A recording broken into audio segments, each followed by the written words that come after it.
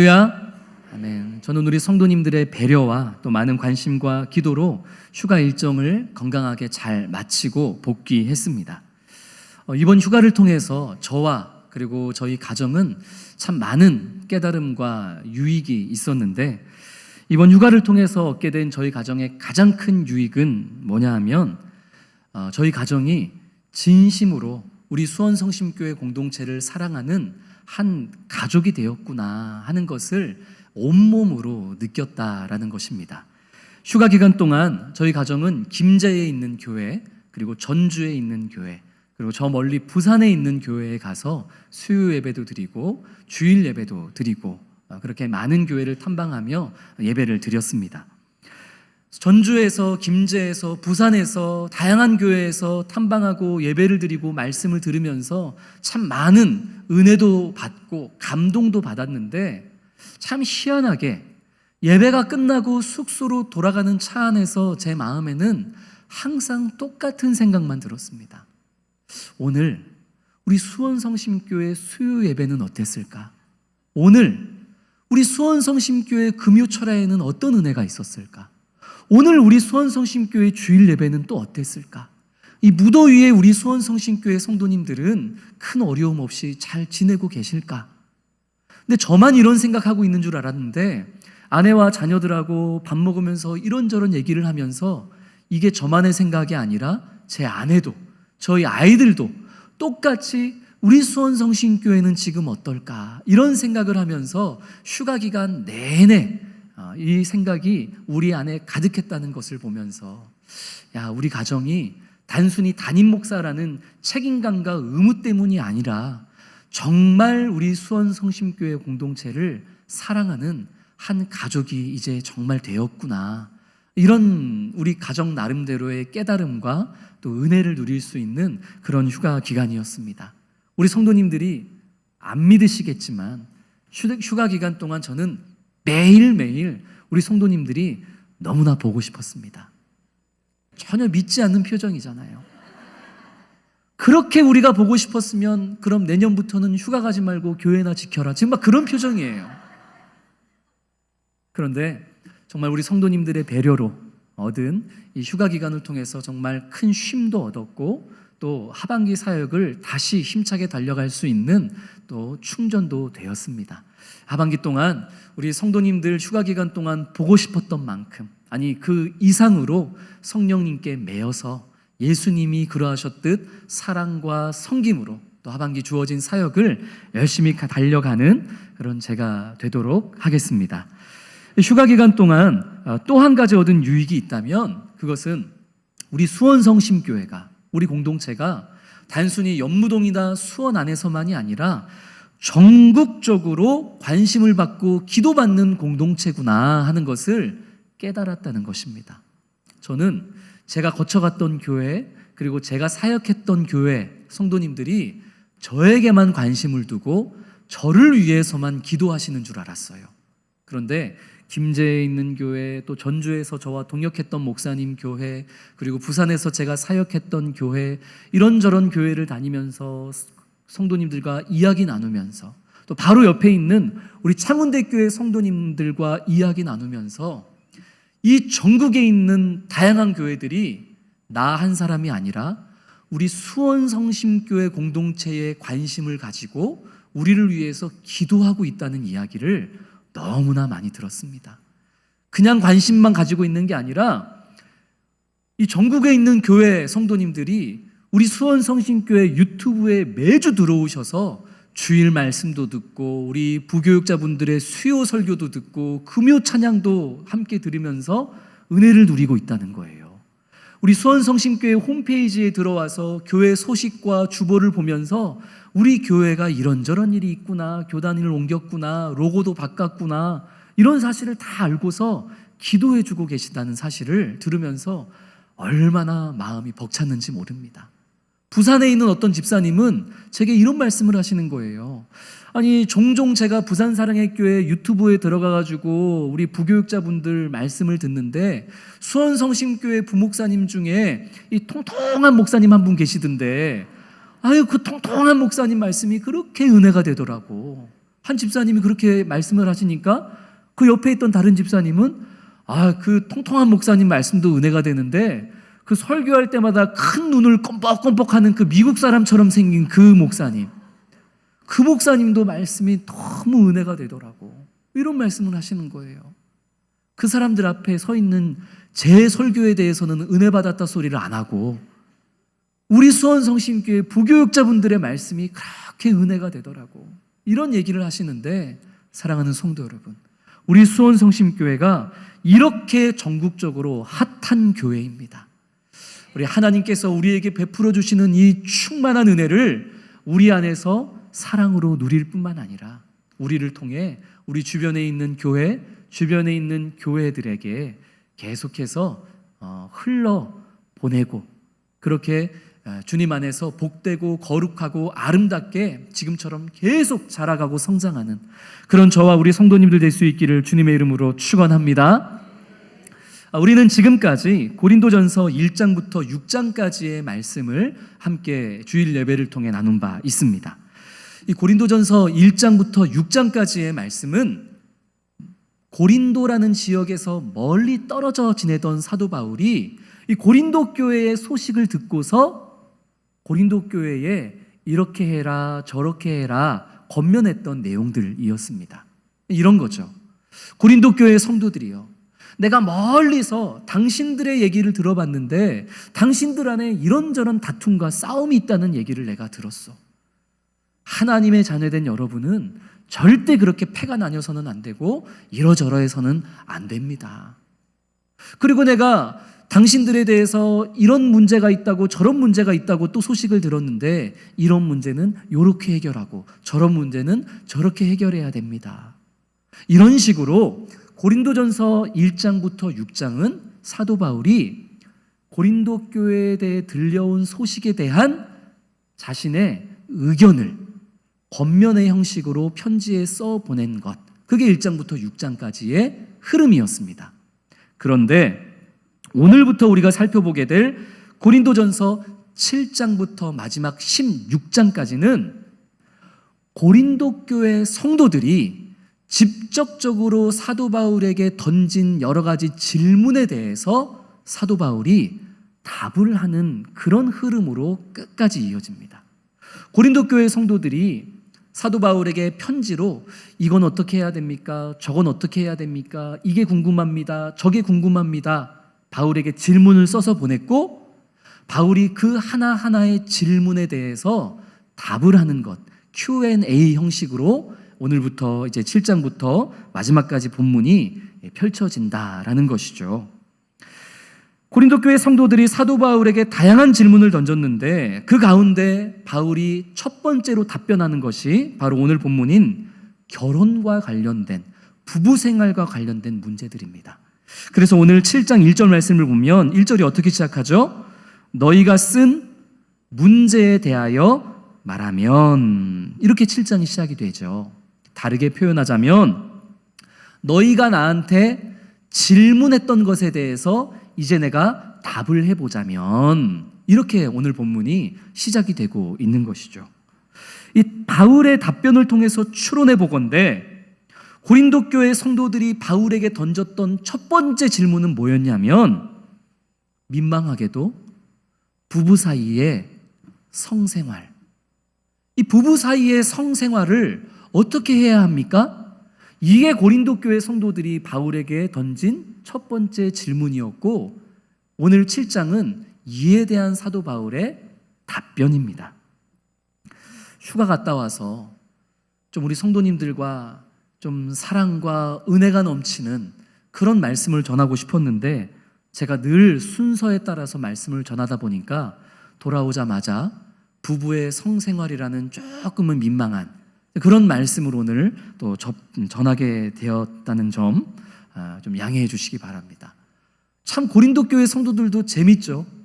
교역자에게 부부의 성생활이 어떻게 해야 하는지에 대한 질문을 했다는 게 이게 참 보통 일은 아닌 거죠. 그런데 그럴 만한 것이 당시 고린도 교회 안에는 이 성이라는 것에 대한 너무나 대조적인 두 가지 관점이 교회를 지배하고 있었기 때문입니다.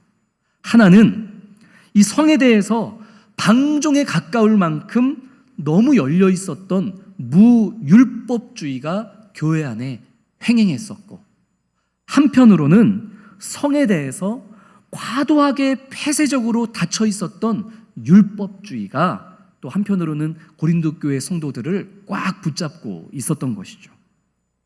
무율법주의는 말 그대로 우리가 율법에 얽매일 필요가 없다, 우리가 율법에 구속될 필요가 없다, 그냥 우리가 하고 싶은 대로 누리고 싶은 대로 우리가 성생활을 마음껏 하면 된다. 그러다 보니까 이 성생활에 대해서 부부관계를 벗어나서 음란과 음행까지도 이어지는 이런 문란한 생활, 방종의 생활이 이어지는 그런 일들이 고린도 교회 안에 이 무율법주의자들에 의해서 한쪽에서 행해지고 있었고, 또 교회 한편에서는 율법주의자들은 육체적인 것은 무조건 나쁜 거야, 육체적인 성적 행위도 이건 혐오스러운 거야, 그러니까 부부라 할지라도 성생활은 하지 말아야 돼. 너무나 또 부부간의 금욕주의를 강조했던 것이 율법주의였던 거죠. 그러니까 고린도 교회 성도들 안에 헷갈릴만 했겠어요, 안 했겠어요? 헷갈릴만 하죠. 아니 이거 무율법주의자들의 논리에 따라서 그냥 마음껏 성생활을 해도 되는 건지, 아니면은 이 육체적인 것은 무조건 나쁘다고 이야기하는 율법주의자들의 사상에 따라서 부부라 할지라도 어떠한 성생활도 하면 안 되는 건지, 이게 궁금해서 바울에게 질문을 던졌다는 거죠. 오늘 본문 1절부터 7절까지는 이에 대한 사도 바울의 현답입니다. 우리 3절 말씀을 같이 한번 읽겠습니다. 남편은 그 아내에 대한 의무를 다하고 아내도 그 남편에게 그러게 할지라. 아멘. 여기서 말하는 의무, 남편은 아내에 대해서 의무를 다하고 아내도 남편에 대해서 부부로서 의무를 다해라. 여기서 말하는 의무는 바로 부부간의 성생활의 의무입니다. 구체적으로는 4절이 또 말씀하는데 4절도 우리 같이 읽겠습니다. 아내는 자기 몸을 주장하지 못하고 오직 그 남편이 하며 남편도 그와 같이 자기 몸을 주장하지 못하고 오직 그 아내가 하나니. 아멘. 창세기 2장 24절 말씀을 보면 남자와 여자가 결혼을 통하여 연합함으로 한 몸이 된다라고 말씀합니다. 결혼하여서 주 안에서 한 몸이 되기 이전에는 자기 몸을 자기 마음과 자기 뜻대로 주장해도 됐었지만, 그러나 결혼이라는 과정을 통해서 주 안에서 한 몸이 된 이상 남편은 자기의 몸을 자기 생각과 자기 의지대로 마음대로 할 것이 아니라 누구의 의지대로? 아내의 의지대로 남편은 자기의 몸과 자기의 모든 것을 사용해야 되고, 아내도 결혼하기 전에야 자기 몸과 자기의 모든 것을 자기 뜻대로 했을지라도 결혼한 이후에는 자기의 몸과 의무를 누구를 위해서? 남편을 위해서 행해야 한다라고 바울이 오늘 4절 말씀을 통해서 이야기하고 있는 것이죠. 이것은 오늘날 생각하면 너무 당연하게 여겨지는 말씀이지만 지금 이 고린도 전서가 쓰여졌을 때의 사회적인 배경을 살펴보자면 이것은 엄청 파격적인 교훈이었습니다. 왜냐하면 옛날에 우리나라 조선시대 때도 그랬던 것처럼 지금 이 편지가 쓰여지던 시대에 유대인들도 여성과 아내들은 남편의 소유물에 불과한 것으로 여겨지던 그런 때였기 때문이죠. 이 부부관계에 있어서도 언제나 남성에게만 주도권이 있었고 여성은 그저 남성이 하자는 대로 순종하고 따라야만 하는 것이 이 당시의 사회적인 배경이었습니다. 그런데 사도 바울이 그런데 뭐라고 얘기하죠? 아내는 자기 몸을 자기 뜻대로 주장하지 말고 누구의 뜻대로 주장해야 된다? 아내는 자기 몸을 남편의 뜻대로 주장해야 된다. 여기까지만 얘기했으면 바울의 교훈은 그 당시 사회적 배경에 부합하는 말이었을 거예요. 그런데 사도 바울이 뒤에 또 말을 하나 붙이죠. 남편도 자기 몸을 누구 마음대로 해야 된다? 아내의 마음에 맞게 책임과 의무를 감당해야 된다. 이거는 그 당시 사회적인 관점에서 충격적이고 파격적인 이야기였던 것이죠. 바울은 부부관계 안에서 서로가 서로를 지배하려고 하지 말고, 서로가 상대를 자기 마음대로 지배하려 하다 보면은 방종과 음행과 음탕한 일이 일어나기 마련이니, 서로가 서로를 지배하려고 하거나 아니면 자기의 몸을 자기 스스로 지배하려 하면서 마땅히 부부로서 행해야 될 책임과 의무를 감당하지 않는 또 그런 위험으로부터 벗어나기 위해서 부부 상호 간에 똑같은 위치에서 상호 존중하고 이해하고 사랑하면서 성생활을 비롯해 모든 부부로서의 책임과 의무를 감당해야 된다.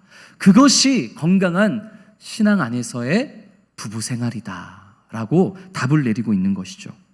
성경은 종종 하나님과 성도의 관계를 뭐로 표현하죠? 신랑과 신부의 관계로 하나님과 우리의 관계를 표현할 때가 있습니다.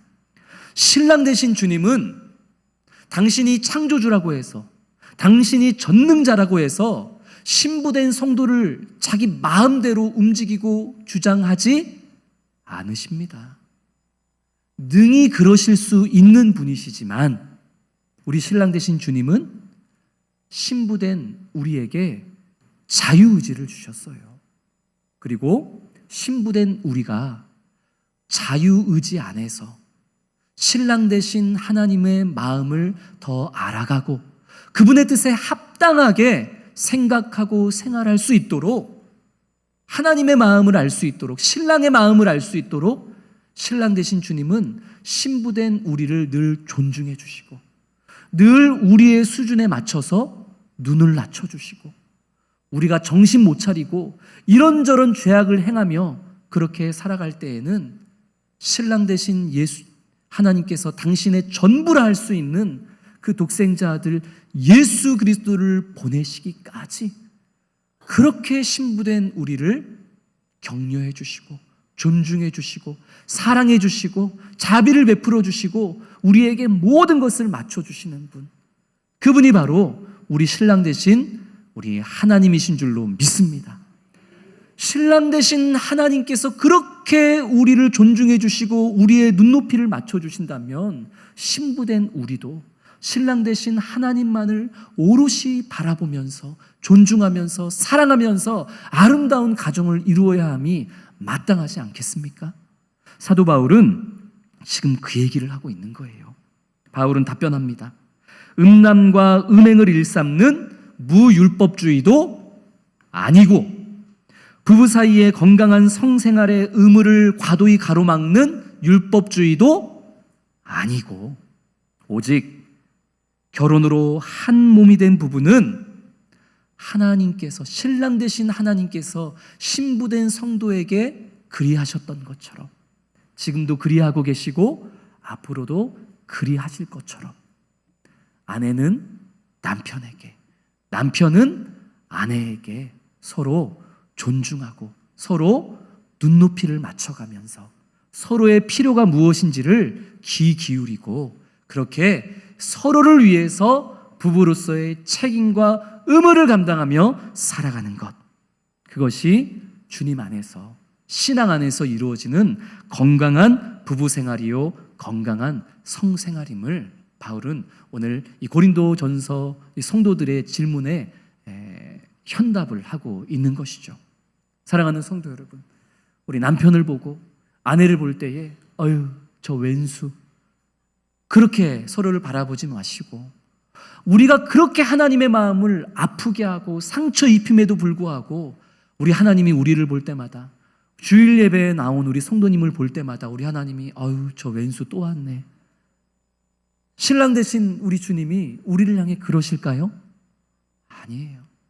아무리 우리가 실수를 해도, 아무리 우리가 한 주간 못난 모습으로 살아갔다 할지라도 우리 신랑 되신 주님은 이 연약하고 부족한 신부된 우리를 언제나 밝은 모습으로 맞아주시고 내 사랑하는 신부에게 뭐가 필요할까? 내가 저에게 무엇을 답해줘야 할까? 늘 우리에게 기울이시는 우리 신랑이 바로 우리 하나님이신 줄로 믿습니다. 그 마음을 가지고 우리도 우리의 아내와 우리의 남편을 바라보는 성도님 되시기를 소망합니다. 저 왼수 그냥 꼴 보기도 싫어 그러지 마시고 우리 남편을 위해서 우리 아내를 위해서 오늘은 내가 좀 더 귀를 기울여 줘야 되겠다. 오늘은 내가 좀 내 남편과 아내에게 한번 눈높이를 더 맞춰봐야 되겠다. 이런 여러 가지 서로를 향한 책임과 의무로 살아가는 우리 모든 성도님들 될 수 있기를 주의 이름으로 축원합니다. 오늘 본문에 나타난 결혼에 대한 이 고린도 성도들의 두 번째 질문은 이혼과 관련된 문제입니다. 이 우리 부부가 갈라서야 됩니까? 그냥 이대로 살아야 됩니까? 이런 아주 민감한 질문도 서슴없이 사도 바울에게 던졌고 이에 대해서 또 사도 바울이 답변을 하고 있는 것이죠. 10절과 11절 말씀 우리 같이 읽겠습니다. 결혼한 자들에게 내가 명하노니 명하는 자는 내가 아니요 주시라. 여자는 남편에게서 갈라서지 말고 만일 갈라섰으면 그대로 지내든지 다시 그 남편과 화합하든지 하라. 남편도 아내를 버리지 말라. 아멘. 여자는 남편에게서 갈라서지 말고 남편도 아내를 버리지 말라. 이 이혼 문제에 대한 성경의 원칙은 무엇이죠? 부부는 갈라서지 말아라. 하나님께서 하나 되게 하신 것을 아무도 나누지 못할지니라. 이것이 이 부부 생활에 대한 이혼 문제에 대한 성경의 분명한 원칙입니다. 그러나 그럼에도 불구하고 이 공동체 안에는 회심하기 이전에 이미 이혼을 하거나 갈라선 부부도 있었고 그리고 주님을 만난 이후에 가정을 이뤘다 할지라도 우리가 다 표현할 수 없고 다 말로 할 수 없는 그런 여러 가지 상황과 아픔들과 상처 속에 이혼을 하게 된 가정들도 이 고린도 교회 안에도 있었고 오늘날에도 우리 공동체 안에 있기 마련입니다.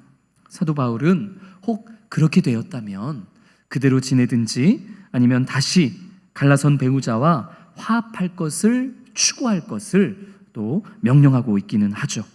오늘 본문 특히 12절부터 14절까지 말씀은 부부 중에 한 사람은 신앙인인데 한 사람은 불신자인 경우, 그래가지고 자꾸만 가정 안에 이 신앙 문제로 다툼과 싸움이 반복되어서 이 가정에 평안한 날이 없는 상황 가운데 어떻게 해야 됩니까? 아내는 주님을 믿고 남편은 믿지 않고, 반대로 남편은 주님을 믿는데 아내는 믿지 않아서 집에서 자꾸 이 다른 가치관 때문에 싸우는 거예요. 집에만 가면 부딪히는 거예요. 다툼이 일어나고 나아질 기미가 보이지 않고, 이 신앙 때문에, 한쪽만 교회 다닌다는 바로 이 사실 때문에 집에만 가면은 너무나 괴로운 일들이 연속될 때, 이래도 계속 살아야 됩니까? 아니면 그냥 갈라서야 합니까? 이런 아픔과 실제적인 문제를 고린도 교회 성도들이 질문으로 바울에게 던졌던 것이죠. 여기에 대해서도 바울은 자신의 의견을 개진합니다. 그런데 오늘 본문에 있어서 중요한 것은 이래야 된다, 저래야 된다라는 것보다 왜 그래야 하는가에 대한 바울이 던지는 이유와 의미와 목적이 더 중요합니다. 답부터 말씀드리자면, 바울은 혹 부부 중에 한쪽이 불신자라 할지라도, 그래서 가정 안에 자꾸만 힘든 문제가 발생한다 할지라도 갈라서지 말 것을 권면합니다. 그런데 제가 그 이유와 목적이 더 중요하다고 말씀드렸죠. 아니, 만나기만 하면 가정 안에 불화가 가득한데 그럼에도 불구하고 바울은 왜 갈라서지 말 것을 권면했을까요? 오늘날 이혼을 고민하는 성도들 중에 여러 가지 그 결정을 미루는 다양한 이유가 있죠. 어떤 분은 재산 분할 때문에, 어떤 분은 자녀 때문에, 어떤 분은 자존심 때문에, 어떤 분은 사람들이 나를 바라보는 시선과 관점 때문에, 여러 가지 이유로 선뜻 그것을 결정하지 못하는 그런 가정들이 적지 않습니다. 사도 바울은 어떤 이유 때문에 그 이혼을 쉽게 결정하지 말고 버티고 참아내라고 말씀하고 있는 것일까요? 그 이유가 16절에 기록되어 있습니다. 우리 화면을 보면서 세 번역으로 16절 말씀 같이 한번 읽겠습니다. 아내되니여 그대가 혹시나 그대의 남편을 구원하는지 어찌합니까?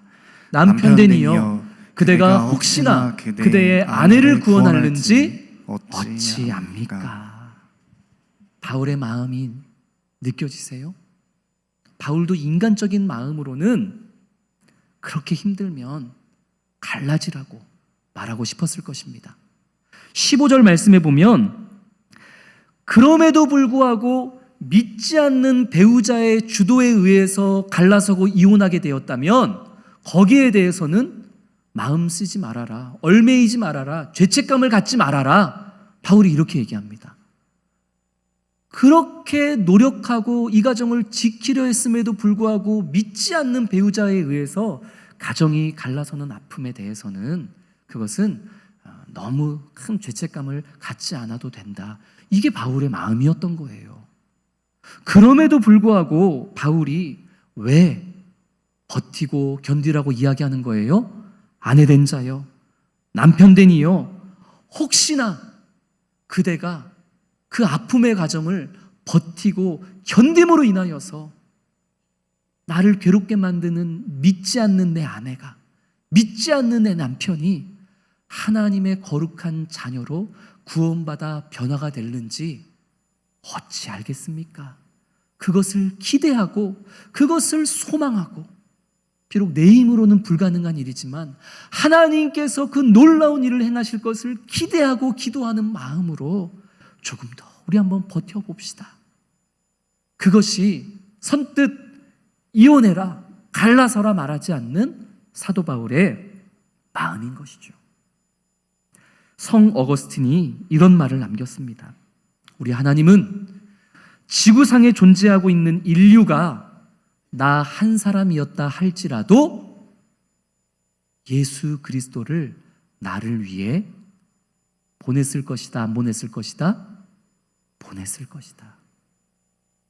지구 위에 수많은 인류가 살아가고 있고 그 수많은 인류를 구원하시기 위해 하나님은 예수 그리스도를 십자가의 죽음으로 내보내셨지만 혹 이 지구상에 나 한 사람만 존재했다 할지라도 우리 하나님은 나 한 사람 구원하시기 위해 예수님을 십자가에 못 박으셨을 것이다.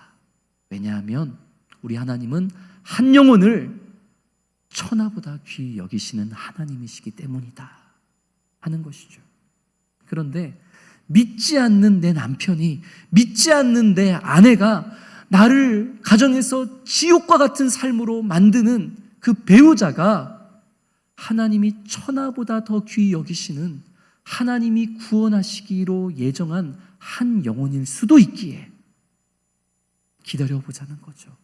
참아내보자는 거죠.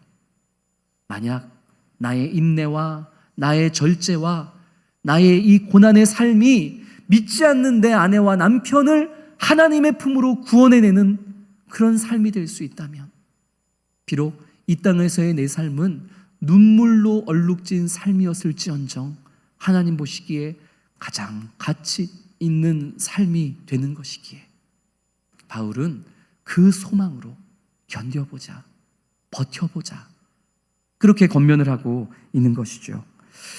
우리 사랑하는 성도님들도 이래야 된다, 저래야 된다를 일단 떠나서 우리 가정의 형편이 어떠하든지 하나님께서 나를 도구 삼아서 내 남편을, 내 자녀를, 내 아내를, 내 친척을 하나님의 품으로 구원하실 수도 있다는 그런 은혜의 가능성을 가지고 각자에게 주어진 삶을 살아가는 우리 모든 성도님들 되시기를 주님의 이름으로 축원합니다. 이 외에도 이 고린도전서 7장은 독신 생활에 대해서도 결혼을 해야 되냐 말아야 되냐, 결혼하는 게 좋겠냐 혼자 사는 게 좋겠냐, 뭐 이런 다양한 문제에 대해서도 성도들이 질문을 던졌고 바울이 다양한 관점으로 자기의 의견을 개진합니다. 이걸 오늘 하나하나 다 살펴보기에는 시간이 너무 오래 걸리기도 해서 이 고린도전서 7장의 말씀을 가지고서는 이 건강한 부부 생활이라는 주제로 한번 성도님들과 세미나를 통해서 나머지 본문의 말씀은 한번 다음 기회에 나눠볼 계획을 가지고 있습니다. 어찌되었든 오늘 본문의 핵심은 무엇일까요? 결혼 생활 좋다 안 좋다? 답이 나올 수가 없죠, 그죠? 결혼 생활 좋다 안 좋다? 이 가정 안에 불화가 있을 때 이혼해야 된다 말아야 된다? 아마 고린도 교회 성도들은 여기에 대한 분명한 둘 중 하나의 답을 받고 싶어서 사도 바울에게 편지를 보냈을 거예요. 결혼해야 된다 말아야 된다. 가정 안에 불화와 갈등이 있는데 이혼할까요 말까요? 가정 안에 부부 간의 성생활 할까요 말까요? Yes or no. 아마 이 둘 중에 하나의 답만을 성도들은 듣고 싶었을 거예요. 그러나 사도 바울은 이 고린도 교회 성도들의 이 다양한 질문에 대해서 사실 하고 싶었던 말이 있었습니다. 그게 17절부터 24절까지의 본문에 바울이 진짜 하고 싶었던 말이 드러나 있어요. 한번 17절부터 24절까지 말씀을 한번 쓱 한번 훑어보세요. 그러면은 17절부터 24절까지에 계속 반복되는 단어 하나가 아마 눈에 보일 겁니다. 어떤 단어가 계속 반복이 되죠? 어떤 단어가 반복이 돼요? 부르심. 부르심이라는 단어가 17절부터 계속해서 등장을 하는 것을 보실 수 있을 것입니다. 고린도 교회 성도들은, 또 오늘을 살아가는 수많은 사람들은 자신의 가정에, 자신의 삶에 문제가 생겼을 때 내 삶의 환경을 바꾸고 싶어 합니다. 내 남편을 바꾸고 내 아내를 바꾸고 내 가정 형편의 모든 것을 바꿔야지만 뭔가 보다 나은 삶을 살 수 있을 것이라고 생각을 하고, 누구를 바꿔야 될까요? 남편을 바꿔야 될까요? 아내를 바꿔야 될까요? 자녀를 바꿔야 될까요? 환경을 바꿔야 될까요? 이 결혼 생활 자체를 바꿔야 될까요? 나 말고 다른 것을 바꿔야 될 이유에 대해서 질문을 던지는 것이, 그게 고린도전서에 나타난 고린도 성도들의 모습인 것이죠. 그런데 바울은 17절부터 24절까지의 말씀을 통해서 반대되는 얘기를 합니다.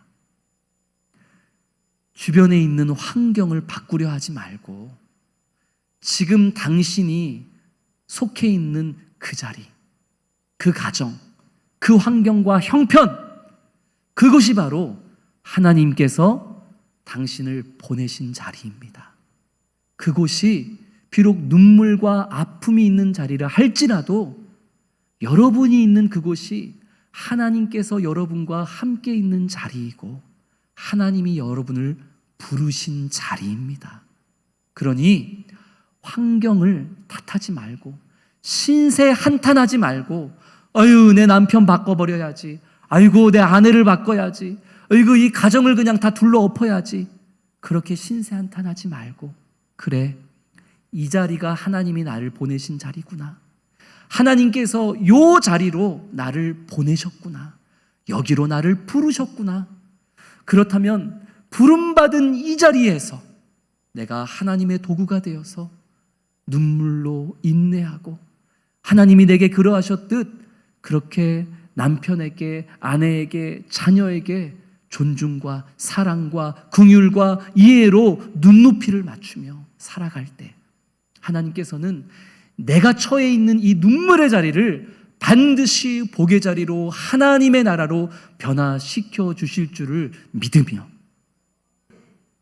지금 내가 있는 그 자리, 우리 남편, 우리 아내, 우리 자녀, 그리고 지금 내가 속해 있는 자리가 결혼한 자리이든지 혹은 위기의 자리이든지 이혼한 아픔의 자리이든지 혹은 독신의 자리이든지 그것을 탓하지 말고, 그것이 잘됐다 잘못했다 문제 삼지 말고 내가 어느 자리에 있든지 하나님이 나를 그 자리로 부르셨으니까 그 자리에서 나는 하나님의 백성으로 최선을 다한다.